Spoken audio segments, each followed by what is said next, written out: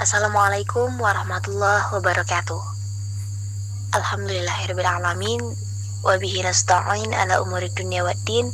Wahdahu wassalatu wassalamu ala asrafil anbiya wal mursalin wa ala alihi wa sahbihi rasulillahi ajma'in. Amma ba'd.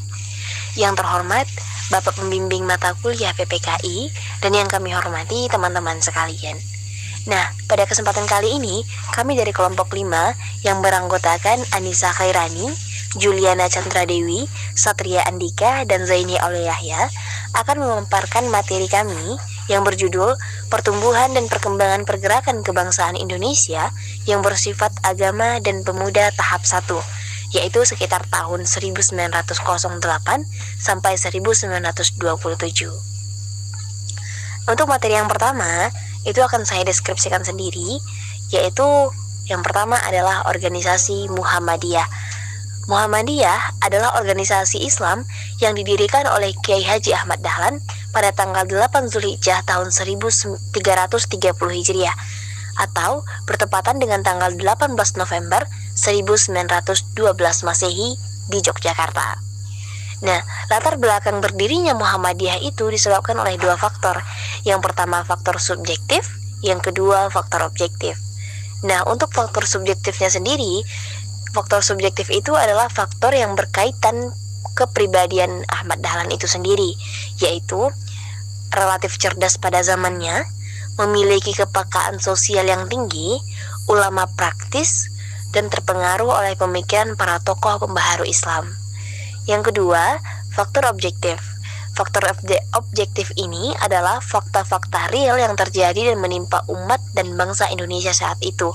Di antaranya, yang pertama, kondisi umat Islam Indonesia pada saat itu rendah pemahamannya terhadap ajaran Islam itu sendiri.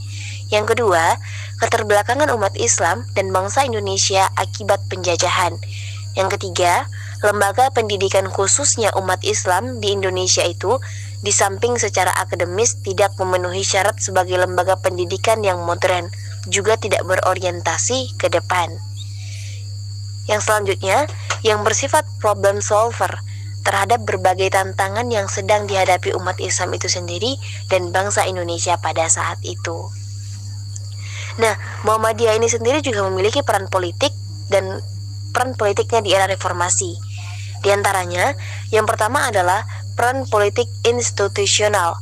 Artinya, bahwa Muhammadiyah itu sendiri secara organisasi atau secara institusi memainkan fungsi sebagai kelompok penekan, kelompok kepentingan, dan kelompok asosiasi yang memberikan kontrol politik, mempengaruhi pengambilan kebijakan politik, memainkan public opinion, memberikan pendidikan budaya politik, melakukan lobby, membangun komunikasi dan hubungan personal, menyampaikan protes dan demonstrasi, serta fungsi-fungsi politik lainnya yang secara tidak langsung telah terkontaminasi oleh Muhammadiyah itu sendiri. Yang kedua, peran politik personal, yaitu peran yang dilakukan oleh Muhammadiyah secara personal, yaitu secara konsepsional, simultan, dan memiliki basis visi dan misi dan moral yang jelas bagi kepentingan terbatas Muhammadiyah maupun untuk kepentingan umat, bangsa, dan kemanusiaan yang jauh lebih luas dalam cakupannya. Warahmatullahi wabarakatuh. Baiklah, saya Anissa Khairani dari kelompok 5 akan melanjutkan materi yang kedua. Materi yang kedua yaitu pergerakan di bidang agama Islam berikutnya, yaitu Nahdlatul Ulama. Nahdlatul Ulama atau disingkat NU. Nahdlatul Ulama didirikan pada tanggal 31 Januari tahun 1926. Beberapa tokoh pendiri NU antara lain Kiai Haji Hasyim Asy'ari, Kiai Haji Abdul Wahab Hasbullah, dan Kiai Haji Wahid Hasyim. Latar belakang berdirinya Nahdlatul Ulama. Sejarah berdirinya Nahdlatul Ulama melalui proses yang panjang. Perintisan itu dimulai dari pendirian Nahdlatul Watan atau kebangkitan tanah air pada tahun 1914 dan Taswirul Afkar atau representasi gagasan-gagasan pada tahun 1918 dan kemudian disusul berdirinya Nahdlatul Tujjar kebangkitan usahawan. Fenomena menguatnya gerakan-gerakan dalam pengembangan agama Islam yang cenderung merugikan paham Ahlus Sunnah wal Jamaah memunculkan keprihatinan tersendiri di kalangan para kiai dan tokoh muda Islam dari kalangan pesantren. Didirikannya NU tidak hanya didorong untuk mempertahankan paham Ahlus Sunnah wal Jamaah, namun juga motif nasionalisme untuk melakukan perlawanan terhadap kolonialisme Belanda. Pergerakan politik para kiai itu kemudian berlanjut sampai pada masa kemerdekaan. NU bahkan sempat menjadi partai politik tersendiri setelah sebelumnya bergabung dalam Partai Politik Majelis Syuro Muslimin Indonesia atau Masyumi. Berikutnya, tujuan organisasi Nahdlatul Ulama. Tujuan organisasi Nahdlatul Ulama ada dua. Yang pertama, menegakkan syariat Islam dan menganut haluan Ahlus Sunnah wal Jamaah. Yang kedua, melaksanakan berlakunya hukum Islam di dalam masyarakat. Basis keanggotaan NU umumnya ada di daerah pedesaan.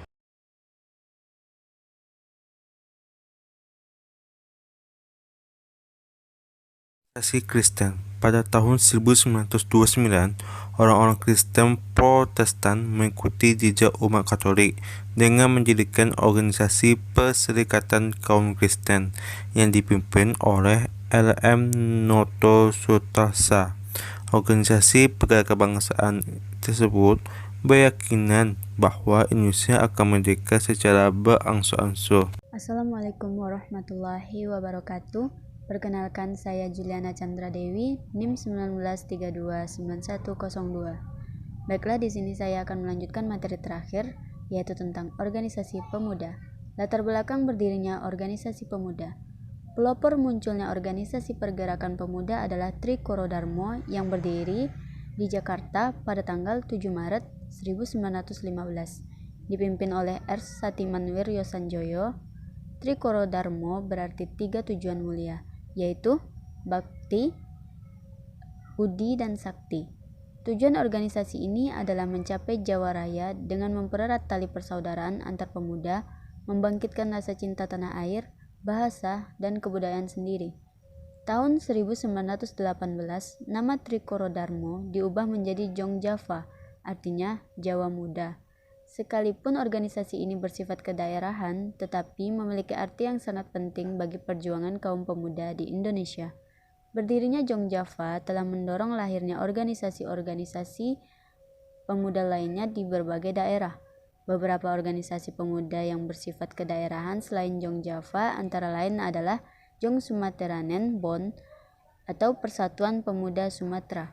Organisasi ini dibentuk oleh para pemuda Sumatera yang ada di Jakarta pada tanggal 9 Desember 1917.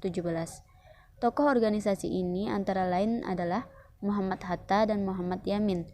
Tujuan Jong Sumateranen Bon adalah memperkuat tali persaudaraan antar pelajar asal Sumatera. Selain itu, terbentuk pula Jong Batak, Jong Minahasa, Jong Ambon, Jong Celedes, dan Jong Borneo. Organisasi-organisasi pemuda itu masih kental sifat kedaerahannya. Tujuan organisasi-organisasi itu pada dasarnya adalah mempersatukan para pemuda dan pelajar dari daerah asalnya yang hidup di daerah atau kota lain. Baiklah, sekian.